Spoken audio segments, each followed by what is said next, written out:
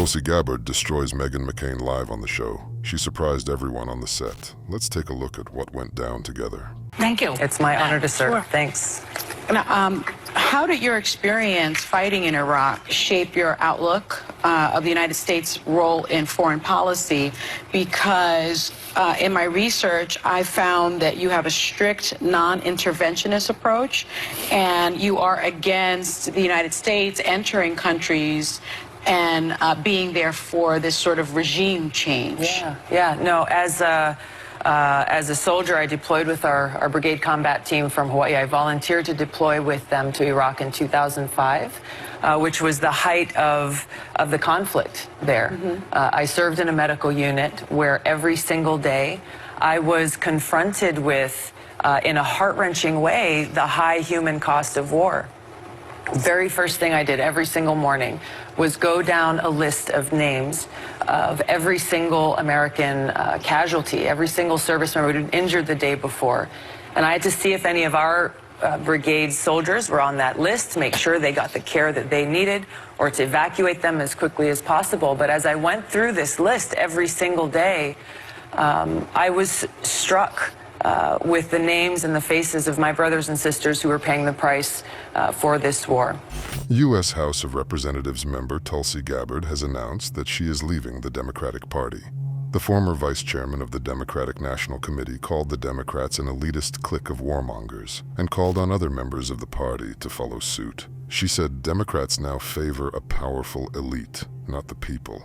She is an experienced person who has been through a lot, and guess what? She's a potential vice presidential candidate under Trump. Congresswoman, first, thank you for your service, which is something I say to everyone who has served that comes on the show, and I think it's important.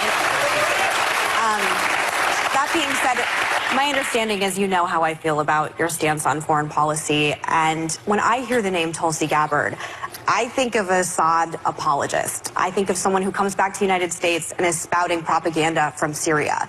You have said that the Syrian President Assad is not the enemy of the United States, yet he's used chemical weapons against his own people 300 times. That was a red line with President Obama. That is not our enemy. 13 million Syrians have been displaced. So when you say regime change is hurtful for the country, but gassing children isn't more hurtful, it's hard for me to understand where you come from a humanitarian standpoint if you were to become president. God, she's such a hypocrite.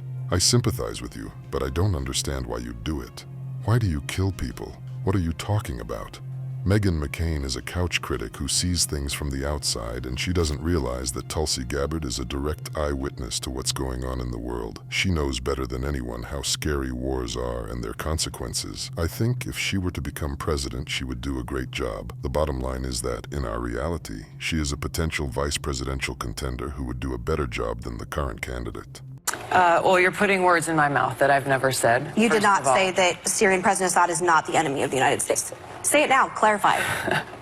The issue here is, how can we help alleviate the suffering of people? Just really one moment. Is he an enemy of the United States? The enemy of the United States is someone who threatens our safety and our security. There is no disputing the fact that Bashar al-Assad in Syria is a brutal dictator. There is no disputing the fact that he has used chemical weapons and other weapons against his people. There are other terrorist groups in Syria who have used similar chemical weapons and other weapons of terror against the people of Syria. This is an unfortunate thing that wrenches at every one of our hearts. This is not something I'm disputing, nor am I apologizing or defending these actions. My point is that the reality we are facing here is that since the United States started waging a covert regime change war in Syria, starting in 2011, the lives of the Syrian people have not been improved. Their well-being has not gotten to a better place. Their suffering has not decreased. It has increased, in addition to the fact that Al-Qaeda is stronger in Syria today than ever before. So not only are we dealing with the fact that this regime change war we've been waging in Syria has not helped the Syrian people, it has made their lives worse off. She destroyed her with her answers. It was adorable. That's what I wanted to hear. Why don't you pay attention to the little things?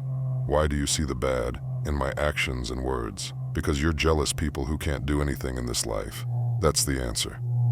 I can no longer remain in today's Democratic Party, which is now under the complete control of an elitist warmongering clique, driven by cowardly lovers of gender and other agendas who drive a wedge between us by making every issue a racist and fomenting anti-white racism, actively working to undermine our God-given freedoms. Gabbard wrote on Twitter, "What do you think about this? Write your opinion in the comments and don't forget to check out other eye-opening news on the channel."